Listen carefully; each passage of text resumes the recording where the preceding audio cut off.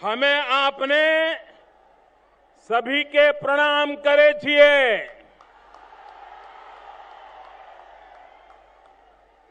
आपने सबके आशीर्वाद चाहिए।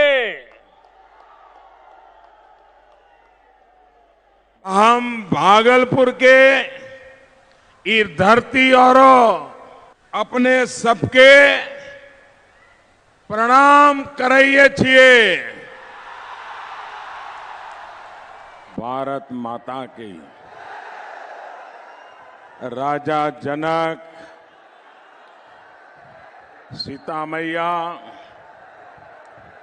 कविराज विद्यापति के ई पावन मिथिला भूमि के नमन करे छी।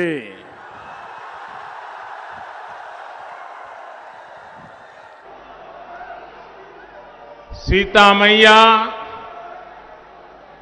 राजा जनक,